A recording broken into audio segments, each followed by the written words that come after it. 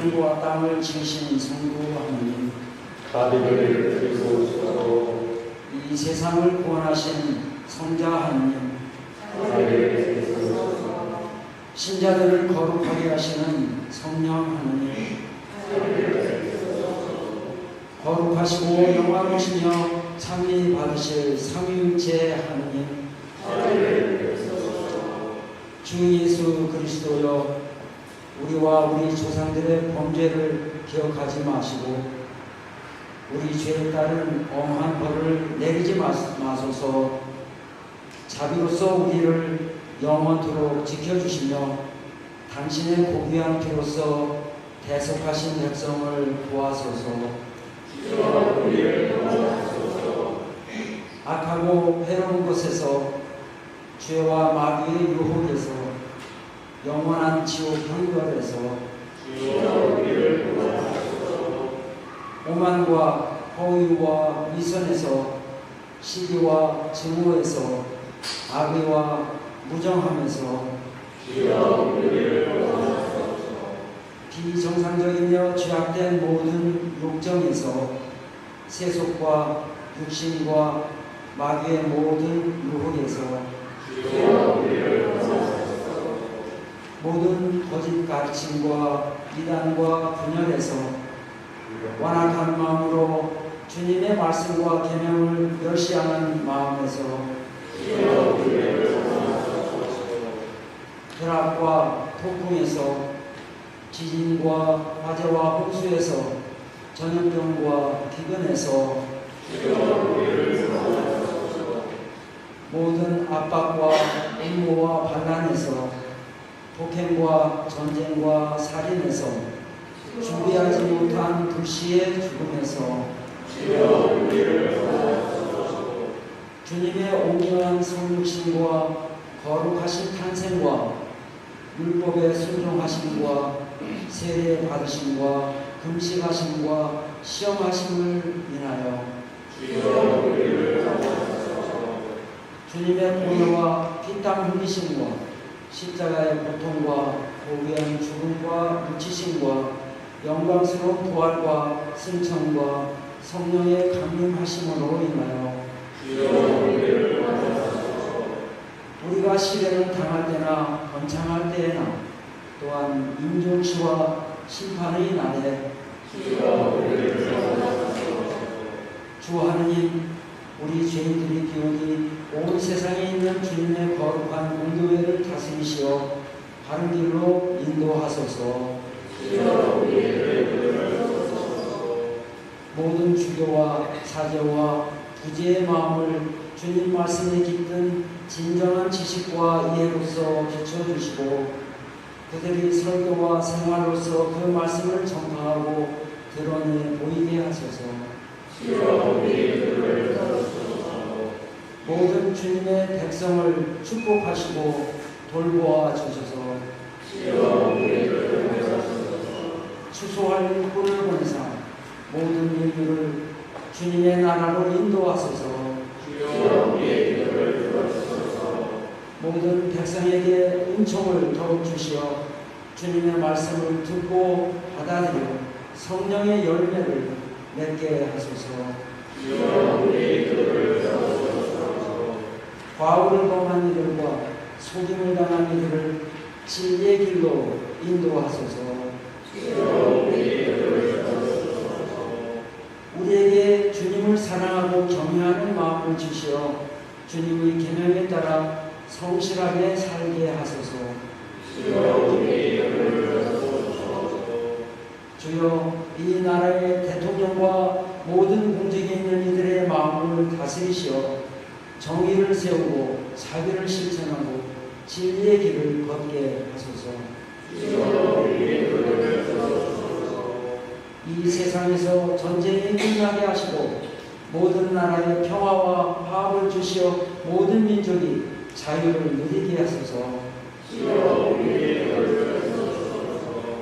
모든 죄수와 포로와 집없고 굶주린 이와 무지하고 넘는 이와 억압당하는 이를 불쌍히 여기소서. 이 땅에 풍성한 열매를 맺게 하시고 보존하사 철을 따라 모두가 그것을 누리게 하소서. 우리가 각자의 소명에 따라 주님이 우리에게 주신 직업을 성실히 수행하고 공동의 이익을 위하여 노력하게 하소서. 주여 모든 노동자와 여행자를 위험에서 지켜주소서. 모든 산모와 어린이와 고아와 홀된 이와 그리고 가정이 파괴된 이를 보호하시고 도와주소서. 외로운 이를 찾아주시고 몸과 마음과 영혼에 고통당하는 이들을 굳세게 하시고 병약한 이들을 위로하소서. 위험과 궁핍과 시련에 시달리는 이들을 지켜주시고 도와주시며 위로하소서.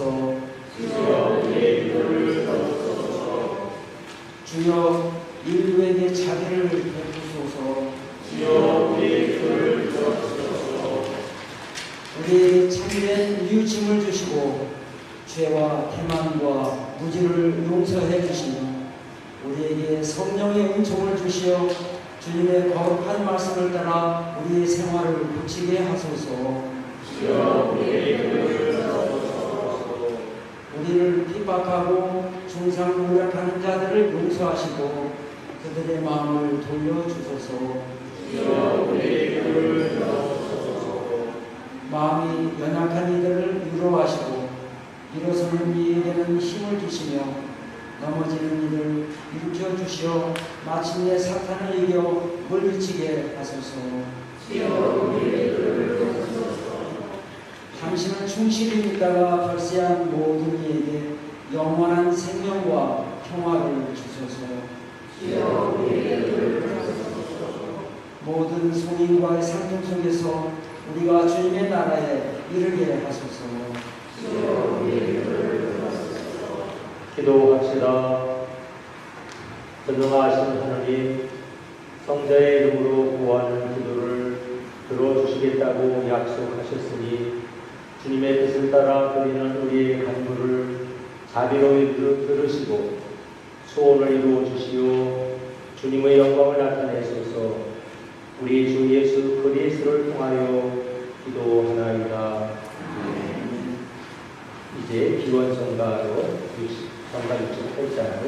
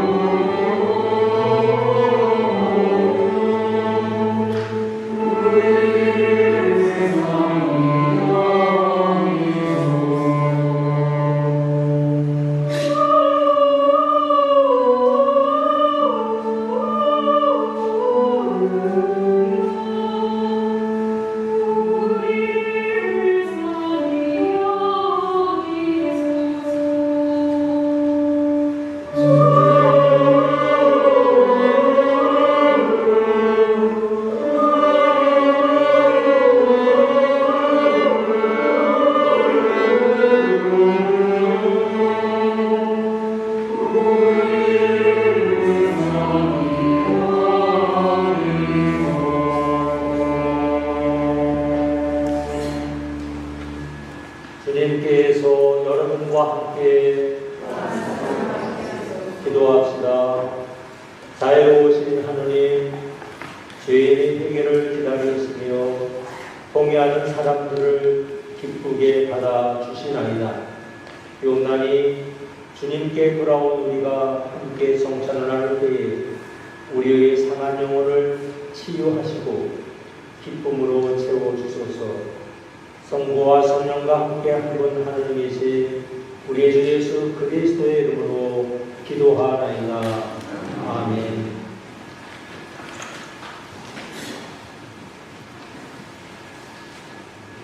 이 글씨는 모모스와의 말씀입니다. 하나님께서 여호와에게 말씀하셨다. 내가 오늘 너희에게서 이집트 인들의 수모를 벗겼다. 그리하여 그곳 이름을 지금까지 길갈이라고 한다. 이스라엘 백성들은 길갈에 진을 쳤다. 그리고 그달 14일 저녁 때에 예리고 황야에서 가을절을 지켰다. 가을절 다음 날 그들은 흙가루 소출을 마주하였다. 바로 그날 그들의 의무가 있는 떡과 굽은 음식을 먹었던 것이다. 그들이 흙가루 소출을 먹은 다음 날 만나가 꺼졌다. 그 후로 다시는 이스라엘 백성에게 만나가 내리지 않았다. 그들은 반면에 가나안 땅에서 많은 것을 먹었다. 주님의 말씀입니다. 하나님께 감사합니다.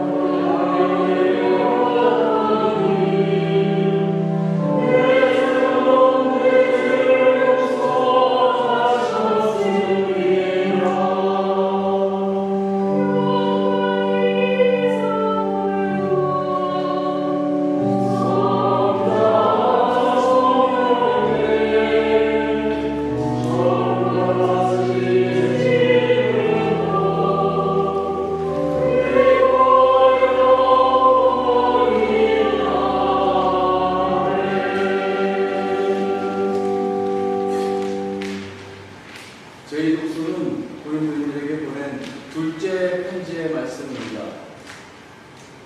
그러므로 우리는 이제부터 아무도 세속적인 표준으로 판단하지는 않을 것입니다. 전에는 우리가 세속적인 표준으로 그리스도를 이해하였지만 이제는 그렇게 하지 않습니다. 누구든지 그리스도를 믿으면 새 사람이 됩니다. 낡은 것은 사라지고 새 것이 나타났습니다. 이것은 모두 다 하느님께로부터 왔습니다.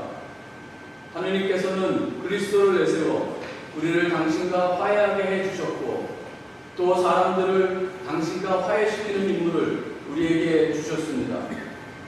곧 하느님께서는 인간의 죄를 묻지 않으시고 그리스도를 내세워 인간과 화해하셨습니다. 그리고 그 화해의 이치를 우리에게 맡겨 전하게 하셨습니다. 그러므로 우리는 그리스도의 사도로서 그분을 대신하여 여러분에게 간곡히 부탁합니다. 하느님과 화해하십시오. 이것은 결국 하느님께서 우리를 시켜 호소하시는 말씀입니다. 우리를 위해서 하느님께서는 죄를 모르시는 그리스도를 죄 있는 분으로 여기셨습니다. 그래서 우리는 그리스도로 말미암아 하느님께로부터 무죄 선언을 받게 되었습니다. 주님의 말씀입니다. 하나님께 감사합니다.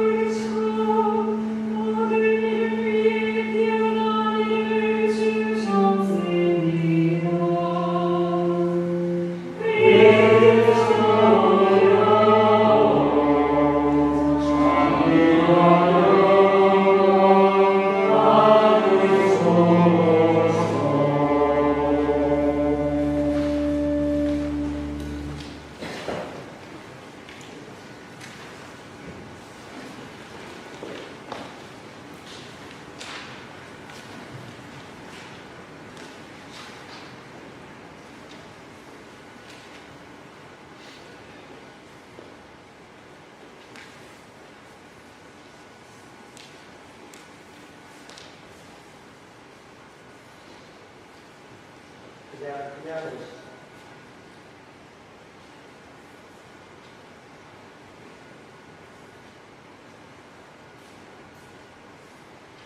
복음서를 아침에 준비하면서 피아노에 그냥 있습니다.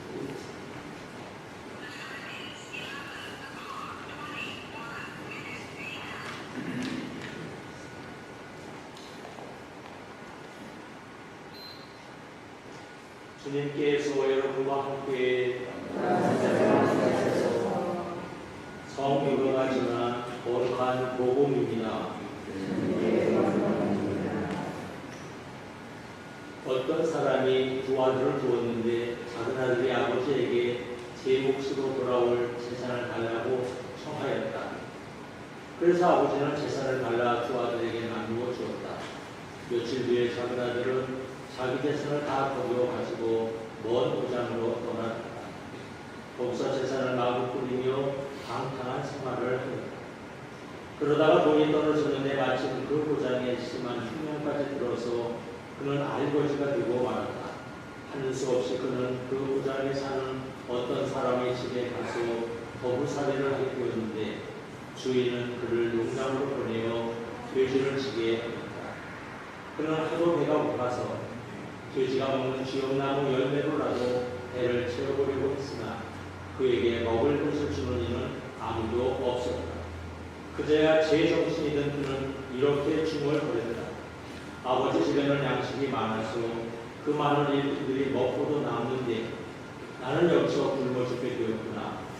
어서 아버지께 돌아가 아버지, 제가 하늘과 아버지께 죄를 지었습니다.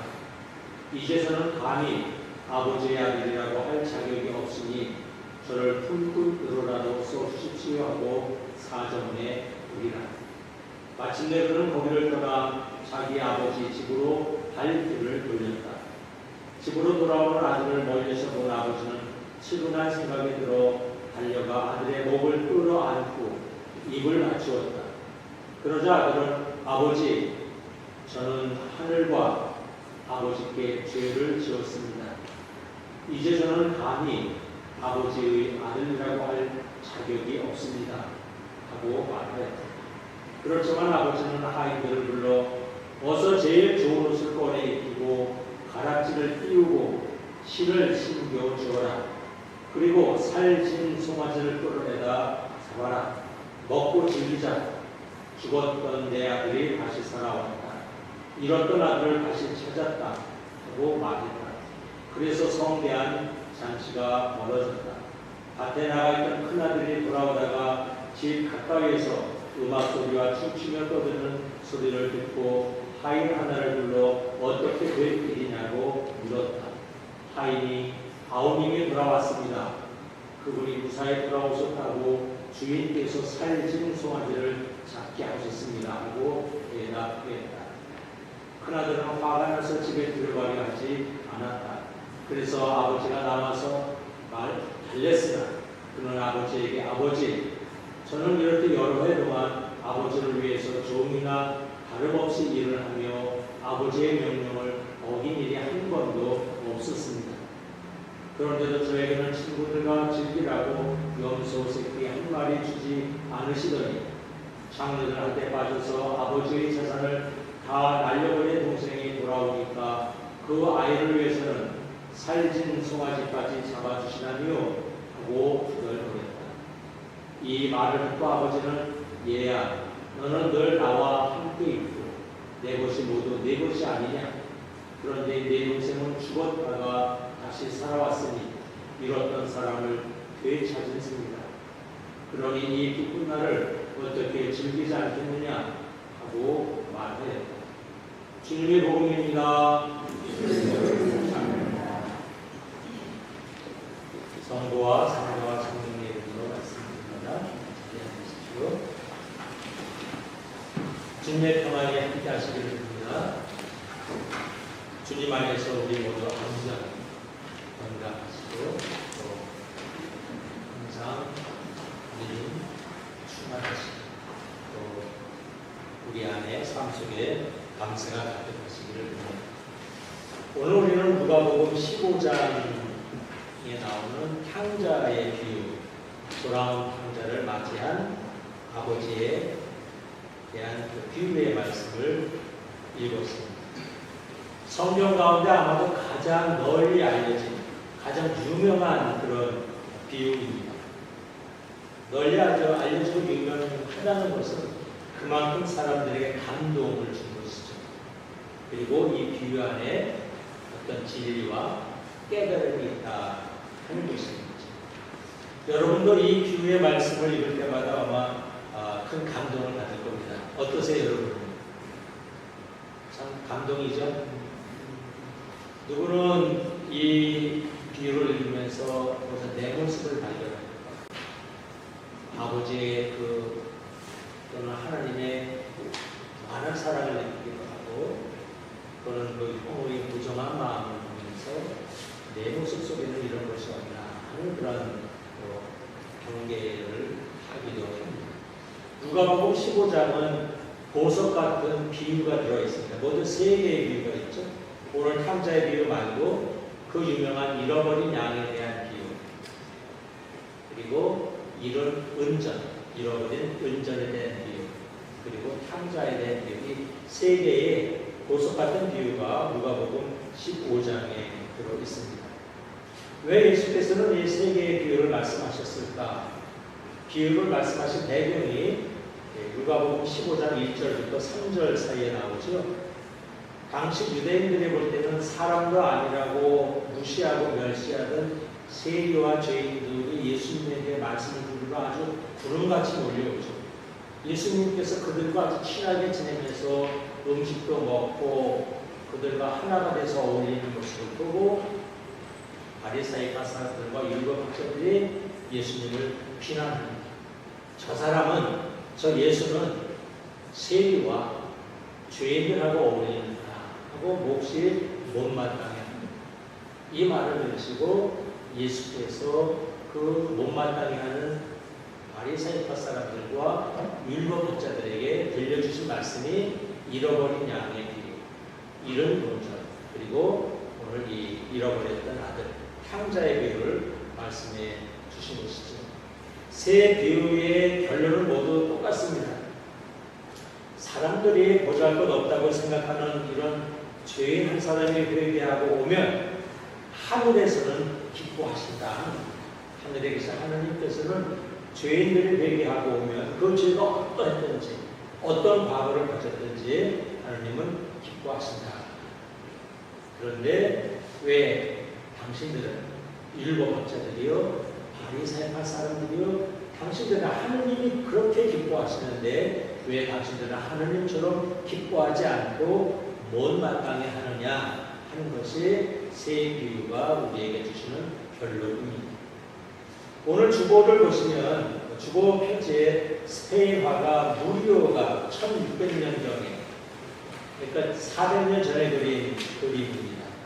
무리오가 성경을 굉장히 열심히 읽고 보고 묵상했던 것 같습니다. 복음서에 나오는 모든 내용을 그림 하나에 다 담았죠. 헐벗은 산도제의 모습으로 돌아온 아버지 앞에 무릎 꿇은 둘째 아들의 모습, 따뜻이 맞이하는 인자한 아버지의 모습, 옷과 신발을 들고 서 있는 하인의 모습, 그 옆에 반지를 들고 못마땅해 하는 큰아들의 모습, 그 옆에 잔치에 쓰려고 데리고 온 살찐 송아지의 모습, 그겁니다. 오늘은 오늘 뒤의 말씀을 듣고 아버지의 기쁨에 참여하지 못한 큰아들이라는 제목으로 말씀을 나누겠습니다. 우리는 오늘 비유를 볼 때 특별히 탕자인 둘째 아들의 모습에서 여러 가지를 볼 수 있죠. 불효자의 모습도 보죠. 아버 유산이라는 것은 부모가 돌아갈 때 주는 것이죠. 그런데 아버지가 아직 정정하게 살아있는데 유산을 달라고 하죠. 동양에서 보면 어마어마한 불효의 모습이죠. 그리고 인간의 어디서든 실패와 좌절, 눈물, 회개와 변화의 모습을 우리는 볼 수 있습니다. 또는 어떤 심리학자들은 또 조금 긍정적으로 봐서 자기를 추구하기 위해서 세상을 떠나는 모험심 가득한 젊은이로 묘사하는 심리학자도 있습니다. 그러나 방법은 잘못됐죠. 아버지에게 유산을 막 때를 쓰면서 달라고 해서 떠나는 모습은 잘못됐는데, 어떤 심리학자들은 자기를 추구하기 위해서 세상으로 떠나는 어떤 모험심 가득한 젊은이로 보기도 하죠. 그래서 결국 이 사람은 실패와 좌절을 통해서 고통 속에서 자기를 발견했다라고 심리학적으로 보는 사람들도 있기는 합니다. 하여간 이 둘째 아들은 아버지를 떠나서 죄된 행동을 하고 방탕한 생활을 하고 실패와 좌절을 경험합니다. 그리고 다시 죄에서 돌아옵니다. 회개를 하죠. 그래서 아버지에게로 향해서 온다 하는 것이죠. 또 우리는 이 둘째 이 아들의 모습에서 여러 가지 많은 모습들, 인간의 모습, 사람의 모습을 볼 수도 있고, 또 어떤 심리학자는 이 탕자의 모습에서 용기를 보기도 합니다. 용기라는 게 뭐냐? 진정한 돌아옴, 회개를 하려면 용기가 있어야 하는데, 이 둘째 아들은 좌절과 실패의 그 자리에서 아버지에게로 향해 돌아가겠다는 그런 용기, 그 믿음이 있었기 때문에 다시 아버지에게로 돌아갔다, 이렇게 또 보는 사람들도 있습니다. 둘째 아들은 이 실패와 좌절, 돼지우리 속에서 함께 굶주리면서 살면서 내가 누군지, 내가 얼마나 엉터리 같은 존재인지, 내가 형편없는 존재인지를 깨닫고 회개했다고 얘기를 합니다. 그래서 용기와 믿음을 가지고 자기 본래의 자리, 자기의 집, 아버지의 집으로 향했다, 이렇게 해석을 하는 사람들이 있습니다. 우리는 또한 이 비유에서 아버지의 자비로운 모습을 봅니다. 여기서 아들이 오는 것을 보고 측은한 마음이 들어서 신발도 신지 않고 냅다 뛰어오죠. 그 당시에 어른이, 지체가 있는 어른이 뛰어다닌다는 것은 상상할 수 없는 일입니다. 동양에서도 지체있는 사람들은 절대로 조선시대 보면 뛰어다니지 않았습니다. 뛰어다니는 사람은 어떤 사람들만 뛰어다녔어요? 집에서 심부름하는 하인, 조선시대에 많이 쓰던 상놈들, 이런 사람들은 주로 뛰어다녔지만 양반은 뛰어다니지 않았다고 합니다. 이 아버지는 그럼에도 불구하고 어른임에도 불구하고 치근한 마음에서 뛰어가서 아들의 목을 끌어안고 입을 맞추고 환영을 해주죠. 우리는 이런 아버지의 모습에서 이 사랑의 숭고함, 용서의 따뜻함, 위대함, 아버지의 그 기쁨으로 가득한 그 환영하는 마음을 우리가 볼 수 있습니다. 혹시 여러분의 자녀가 이렇게 해서 돌아오면 여러분도 오늘 이 아버지같이 할 수 있겠어요? 네. 우리 이재수님이 아멘 하셨습니다. 다른 분도 할 수 있겠습니까? 예. 우리는 다 이 아버지 같은 마음이에요. 오늘 설교 더 안 해도 되겠습니다. 여기서. 쉬운 것은 아닙니다. 그래도 이 아버지는 오늘 그런 모습을 보입니다. 죄인이 회개하고 새 사람이 되어서 새 사람이 되고자 돌아오면 하늘에 계신 하나님은 이렇게 기뻐서 버선발로 뛰어나서 끌어안고 입을 맞춰주고 새 옷을 갖다주고 새 신발을 갖다주고 새 가락지를 끼워준다 하는 그런 아버지의 마음, 하느님의 사랑의 마음을 그대로 나타내고 있습니다. 오늘 이 시간에 저는 특별히 큰아들의 마음을 좀 자세히 보고자 합니다. 큰아들의 마음은 냉랭하고 무정합니다.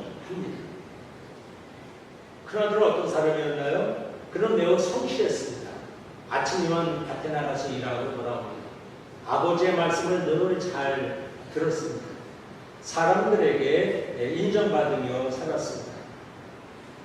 언제나 열심히 일을 하는 그런 조금 더 겉으로 봐서는 나무랄 데 없는 그런 사람이었습니다. 그런데 이 겉으로 봐서 나무랄 데 없는 이 완벽해 보이는 이 큰아들은 동생이 탕자의 그 비참한 삶에서 돌아왔는데도 동생을 반갑게 맞이하지 않습니다. 환영잔치가 열린 집안으로 들어가려 하지도 않습니다. 돌아온 동생을 브라더, 동생이라고 부르지 않습니다.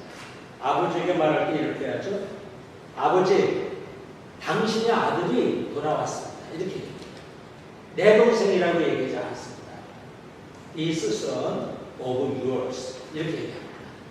얼마나 큰 아들이, 얼마나 이 둘째, 자기 동생과 얼마나 마음이 멀어졌는지를 알 수 있습니다. 여러분, 우리가 무정해지면, 마음의 온도가 식으면 이렇게 됩니다. 내 동생을 내 동생이라고 하지 않습니다. This son of yours. 당신의 아들. 이게 큰아들의 마음의 모습입니다. 그리고 동생을 따뜻하게 맞이해드리고 송아지를 잡아 잔치를 하는 그 잔치 자리에 가지 않습니다. 그런 아버지에게 불만을 표시하고 마음은 분노로 가득합니다. 왜 이 큰아들은 화를 내고 아버지의 기쁨의 잔치에 참여하지 않고 동생을 환영해주지 못했을까? 그 점을 조금 보도록 하겠습니다. 그는 돌아온 이 동생, 탕자로 돌아온 동생에 대한 환대가 몹시 못마땅했습니다. 아버지가 살찐 송아지를 잡아주고 잔치를 해주는 것을 보고는 나는 성실하게 아버지를 모셨는데 나에게는 염소새끼 한 마리 안 잡아주시고 어떤 보상도 안 해주셨는데 형편없는 동생을 저렇게 환영하는 아버지를 보고 그는 화가 났던 것입니다. 큰아들의 마음에는 동생을 잃어버린 존재로 보는 마음이 없었습니다. 본문을 보면 이 형은 동생에 대한 안타까움이나 그리움이 연민이 하나도 나타나지 않습니다. 어쩌면 이 형은 유산을 달라고 해서 떠난 동생의 그 망나니 짓에 대한 무시와 분노의 마음으로 가득했을지 모릅니다. 그리고 그러기 때문에 그는 집을 떠난 동생이 어떻게 지내는지, 어떻게 고생을 하는지,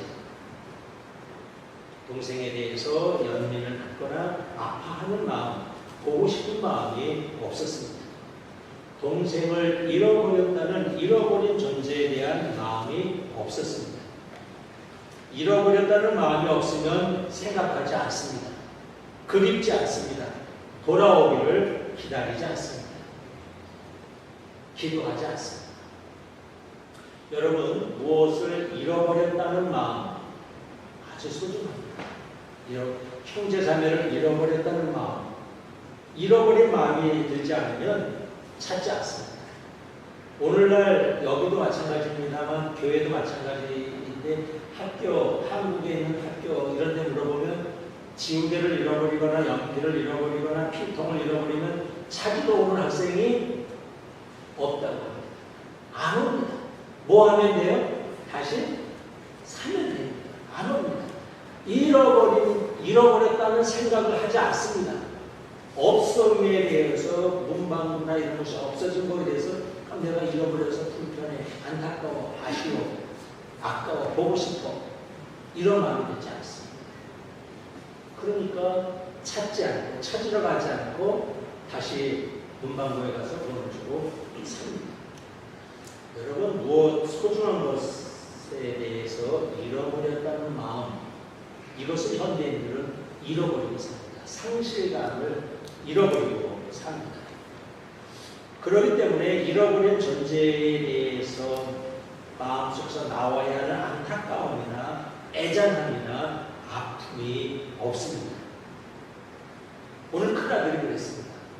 동생을 잃어버렸다는 마음 들지 않습니다. 그리워하지 않고 보고 싶어하지 않고 찾지 않고 기다리지 않습니다.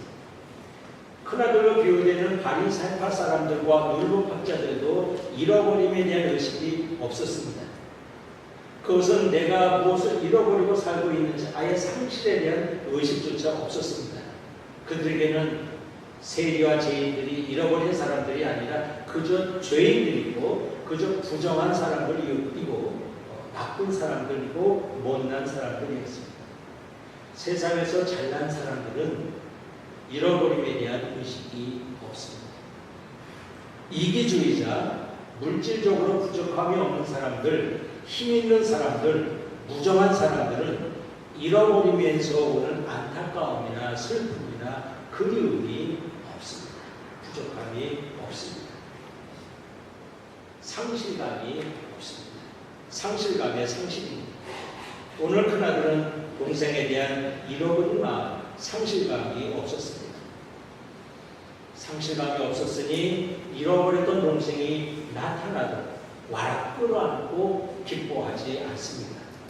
동생의 아픔에 공감할 수 없기 때문에 그렇습니다. 오히려 못 마땅해 합니다. 무정하지요? 여러분, 이렇게 어떤 소중한 존재, 형제 자매에 대한 상실감의 상실은 우리를 무정하게 합니다. 냉랭하게 합니다.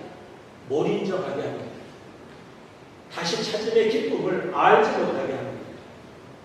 하늘의 기쁨에 참여하지 못하게 합니다. 큰아들이 그랬습니다. 오늘 예수께서는 바로 바리새파와 율법학자들에게 바로 이 말씀을 하실 겁니다. 너희들은 왜 이렇게 잃어버린 존재에 대한 안타까움과 연민과 사랑이 없니? 하는 말씀이 이 비유 속에 담겨 있습니다. 사순절입니다. 내 마음에 잃어버린 존재에 대한 연민과 아까움과 아픔을 없는가 한번 보아야 하겠습니다. 내 마음을 잃어버린 소중한 존재입니다. 하나님께서 그 잃어버린 존재를 그렇게 그리워 찾고 계시는데 나는 하나님과 같이 나도 잃어버린 존재, 잃어버린 형제자매를 찾고자 하는 마음이 내 안에 있는가? 우리가 한번 보라고 해야 합니다. 또 큰아들은 왜 아버지에게 화를 냈을까요? 동생에 대해서는 못마땅해 하고 아버지에 대해서는 화를 냅니다. 그는 돌아온 탕자로 돌아온 아들을 그냥 송아지까지 잡아주며 잔치를 베풀어준 아버지의 사랑의 마음과 용서의 마음을 이해하지 못했기 때문입니다. 여러분, 사랑은 때로 이해를 필요로 합니다. 사랑은 저절로 우리 안에 느낌으로 다가오지 않습니다. 이해를 필요할 때가 있습니다. 오늘 큰아들은 아버지의 사랑을 이해하지 못했습니다. 그저 망나니 짓을 하고 호랑방탕한 동생을 저렇게 끌어안아주고 잔치까지 베풀어주는 그 아버지의 아비의 마음, 사랑의 마음, 용서의 마음이 그에게는 이해가 되지 않았습니다. 오히려 망나니 동생은 잘해주고 나에게는 염소새끼 한 마리 안 잡아준 아버지를 불공평한 마음으로 바라보았습니다. 아버지 왜 죄만 사랑하고 나에게는 염소새끼 한 마리 안 잡아줍니까 하는 불공평한 마음을 그는 갖게 됩니다. 그는 큰아들은 아버지와 늘 함께 있었지만 집 떠난 아들을 그리워하고 돌아오기를 기다리는 아버지의 간절한 마음을 알지 못했습니다. 아버지의 사랑의 마음을 그는 알지 못했습니다. 우리가 늘 신앙생활 한다고 하느님의 사랑의 마음을 저절로 아는 것은 아닙니다. 하느님의 사랑을 이해해야 합니다. 오늘 이 비유에서 아버지는 하느님을 의미합니다. 아버지의 마음을 한없는 사랑과 자비와 용서의 기쁨으로 죄인들이 돌아오기를 기다리시는 하느님의 그 사랑의 마음을 의미합니다. 또 세계와 죄인들을 늘 차별 없이 받아들이시고 기뻐하시고 그들과 함께 음식을 먹고 마시는 예수님을 의미하기도 합니다. 세상은 성공한 사람, 힘 있는 사람을 인정합니다. 알아줍니다. 그러나 하느님은 예수께서는 사회적인 소수자, 약자를 소중히 여기셨습니다. 하나님은 세상에서 실패자도 낙오자도 약자도 차별 없이 기다리시고 사랑하십니다. 큰아들은 아버지의 이 마음, 하느님의 이 마음을 이해하지 못했습니다. 여러분, 우리는 하느님을 안다고 말할 때 무엇을 통해 하나님을 알까? 하나님을 아는 것은 여러 가지가 있는데 물론 지적 탐구를 통해서 우리가 하나님을 알 수도 있지만 우리는 사랑을 통해서 하느님을 알아가야 합니다. 이 아들은 아버지와 늘 함께 있었지만 아버지의 사랑을 이해하지 못했습니다. 우리 아버지의 사랑의 마음을 제대로 알지를 못했습니다. 오늘 우리는 신앙생활 한다고 하면서 하느님의 사랑의 마음을 우리는 얼마나 이해하고 있는가? 하느님의 사랑의 크기와 사랑의 깊이와 사랑의 온도를 알아야 합니다. 율법학자들과 바리새파 사람들은 율법에는 충실했지만 하나님의 사랑의 깊이와 넓이와 크기를 제대로 알지 못했습니다. 그들은 율법을 철저히 실행하는 사람만 하나님의 사랑해 주시고 그렇지 못한 사람들은 하나님께서도 버리는 줄로 이해를 했습니다. 오늘 큰아들의 아버지 이해와 똑같습니다. 사랑하는 여러분, 사순절입니다. 이 사순절에 우리가 알아야 할 것이 있습니다. 하나님의 사랑의 크기, 하나님의 사랑의 깊이, 하나님의 사랑의 넓이, 이런 것을 우리는 깊이 우리의 몸으로, 마음으로 알아야 합니다. 하나님의 사랑의 온도, 제가 설교 준비를 하다가 깨달았는데 여러분, 하나님의 사랑의 온도는 몇 도일까요? 하나님의 사랑의 온도 아시나요? 하나님의 사랑의 온도 한 36도 되실까요? 우리 체온? 여러분의 사랑의 온도는 몇 도예요? 제가 오늘 여러분의 사랑의 온도와 하나님의 사랑의 온도를 제가 공개하겠습니다. 이거 이 지구촌에서 저 혼자 오늘 처음 공개합니다. 하나님의 사랑의 온도, 우리들이 이상적인 우리의 온도, 우리 믿음의 온도, 제가 공개합니다.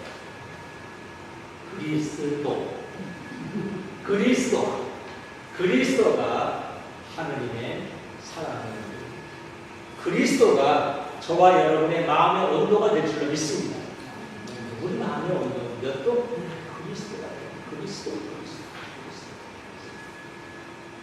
우리는 이 큰아들과 율법학자와 바리새파 사람들은 율법을 잘 알았지만 세상 규정을 다 알았지만 하나님의 사랑의 온도를 몰랐습니다. 하나님의 사랑의 깊이를 몰랐습니다. 그러다 보니 세리와 죄인들이 오는 것을 못마땅해 하는 것입니다. 말씀을 마칩니다. 하느님은 탕자 같은 인생이라도 하느님께 돌아오면, 그리스도 앞으로 오면, 진리와 사랑의 삶으로 돌아오면 환영하시고 기뻐하시고 잔치를 베풀어 주십니다. 늘 열려 있습니다. 그러나 모두가 이 기쁜 하늘잔치에 참여하는 것은 아닙니다. 큰아들은 돌아온 탕자 동생을 환영하지 못했습니다.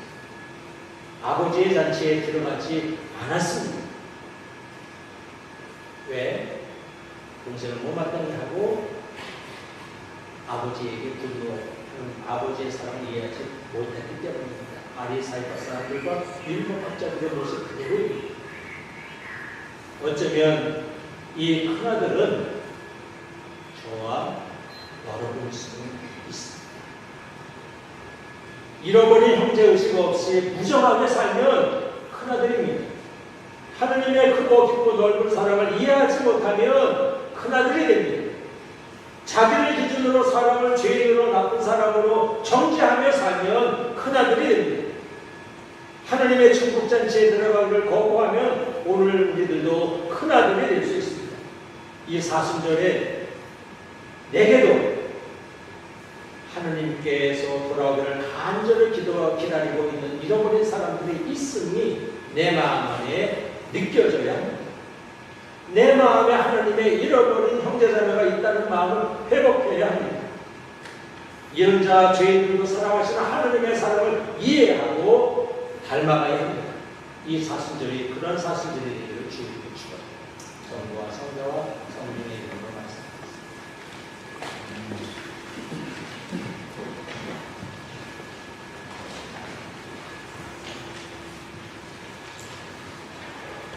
신앙고백 5쪽에 있습니다. 나는 믿나이다. 전능하신 하나님,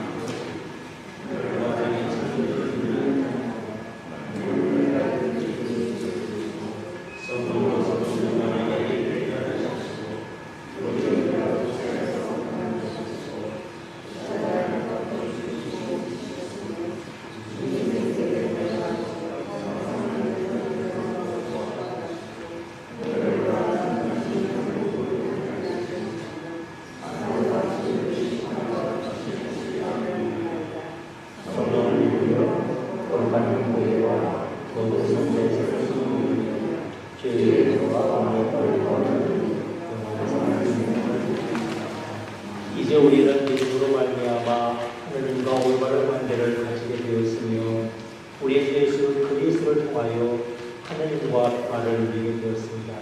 주님의 평화가 여러분과 함께 서로 평화의 축복을 나눕시다. 주님의 평화 함께 하십시오. 주님의 평화 함께 하십시오. 주님의 평화 함께 하십시오.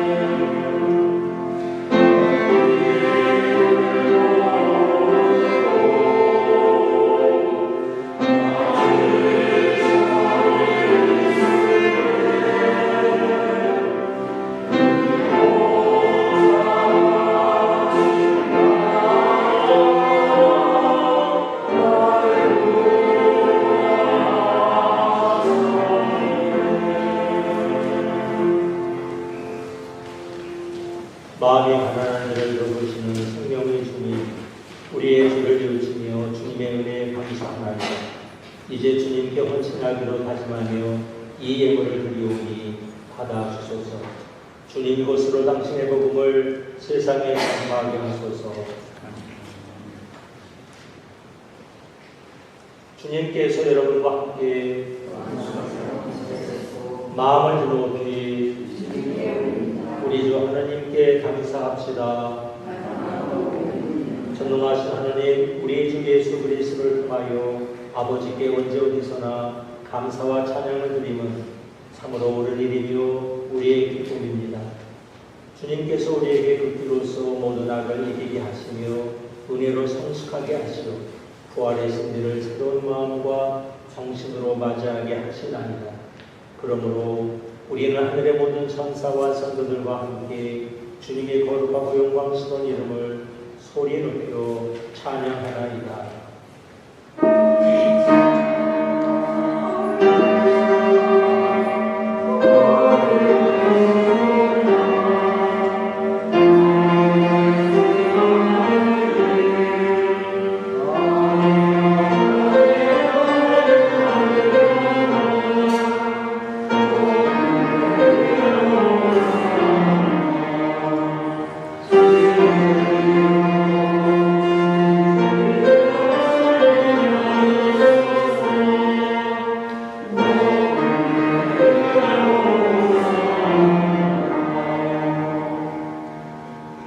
모든 영광을 받으실 전능하신 하느님, 지극한 사랑으로 외아들 예수 그리스도를 이 세상에 보내셨으며 그리스도께서는 우리의 구원을 위하여 십자가에 달리시고 세상의 죄를 없애시기 위하여 자신의 몸을 단 한 번 온전한 희생제물로 드리셨나이다. 또한 그 고귀한 죽음을 기념하도록 성찬의 제사를 세우시고 이를 행하라 하셨나이다. 자비하신 하나님, 이제 우리의 기도를 들으시고 이 빵과 포도주를 성령으로 거룩하게 하시어 우리를 위하여 주 예수께서 말씀하신 구원의 신비가 이루어지게 하소서. 그리스도께서는 순환하신 첫날 밤에 빵을 들어 감사의 기도를 들으신 다음 빵을 떼시고 제자들에게 나누어 주시며 말씀하셨나이다. 받아 먹어라. 이것은 너희를 위하여 주는 내 몸이니 나를 기념하여 이 일을 행하라.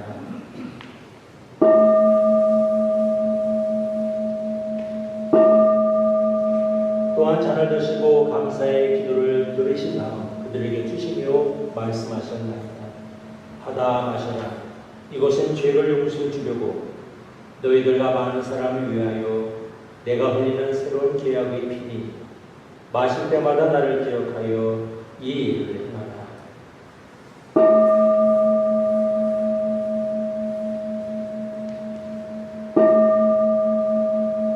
우리는 신앙의 신들을 선포합니다.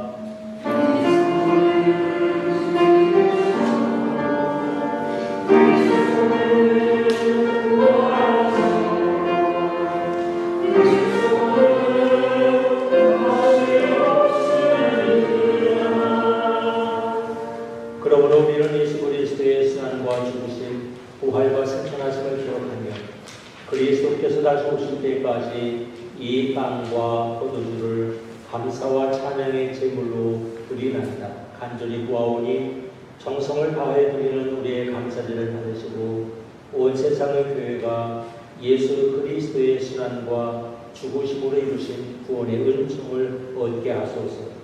또한 이 생명의 빵과 구원의 산을 받는 모든 이에게 성령을 내리시어 하늘의 축복을 나누게 하시고 자신의 몸과 영혼을 하느님께 드려 합당한 산 제물이 되며 예수 그리스도와 한 몸이 되게 하소서.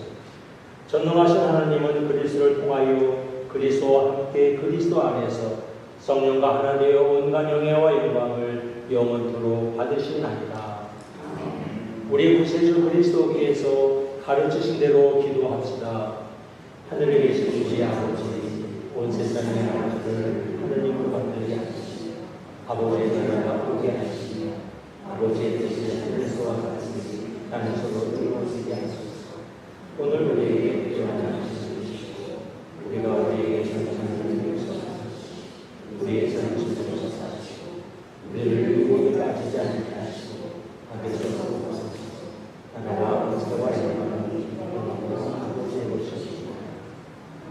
우리는 이 빵을 떼어 주님의 성찬을 나눕니다.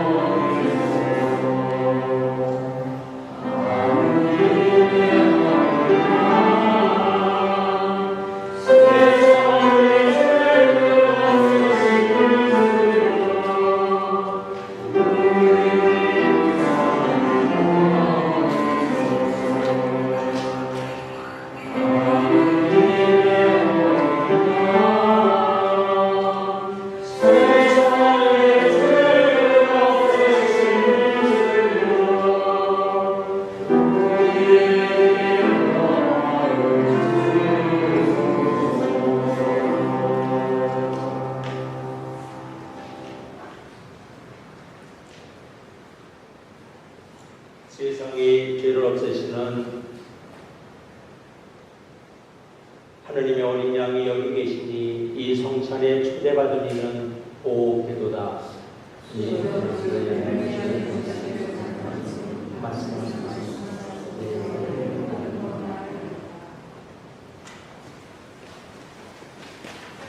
하늘의 양식 그리스도의 양식 구원의 장 그리스도의 양식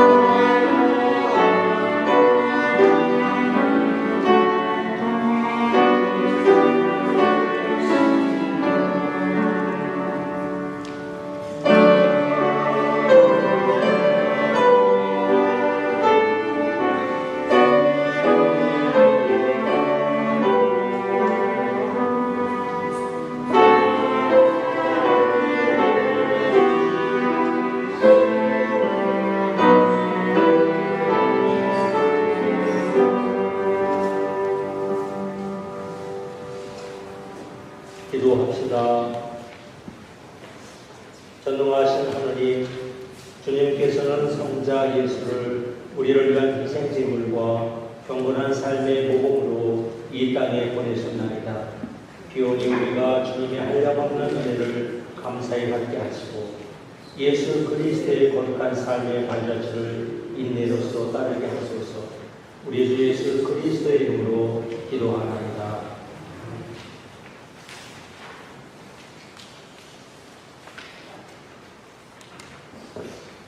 거룩한 예배에 나오시올 주님의 이름으로 환영합니다. 알림의 말씀입니다. 사순절 영성 훈련 및 신앙 실천 안내입니다. 하느님과 함께하는 사순절, 자신과 함께하는 사순절, 세상 사역과 함께하는 사순절, 사순절 기도와 영성 강좌 안내입니다.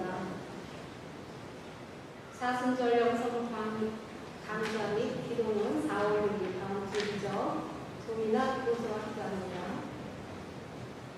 열린 14초 기도 4월 13일 주일 지역사회에 알려 함께 드립니다. 부활의 기쁨을 이웃과 함께 나누는 시간을 4월 13일은 우리 12시였는데 11시로 변경했습니다. 참고하시기 바라고요. 그리고 부활주일하고 같습니다. 4월 20일하고 4월 13일은 11시 인사로 하겠습니다.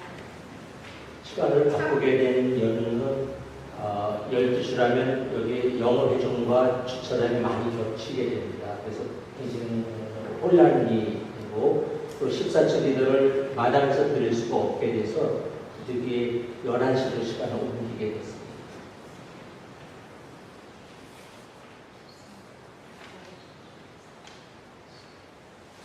올해 사순절 영성 훈련과 실천의 방향은 복음화와 기도 생활입니다.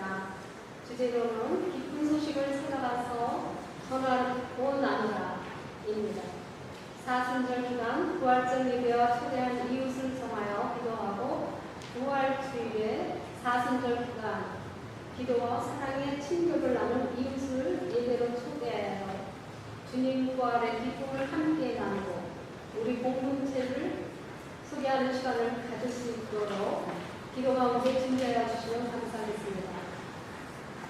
4월 27일 부활절 다음 주일은 19시리에 있는 성요한 교회와 우리 교회가 연합 예배를 저희 교회에서 합니다. 참고 없으시기 바라고요. 다음 주일 4월 6일 영성 강좌하고 4월 교회 의원회를 합니다. 4월 13일은 또 섬김봉사 활동이 있습니다. 참여하고 싶으신 분은 본요한님한테 연락 주시면 감사하겠습니다. 특히 4월 13일, 4월 20일 11시에 잊지 않게 해주시기 바랍니다. 감사합니다. 주님께서 여러분과 함께 하나님의 무한하신 평화가 그들과 함께 하시오.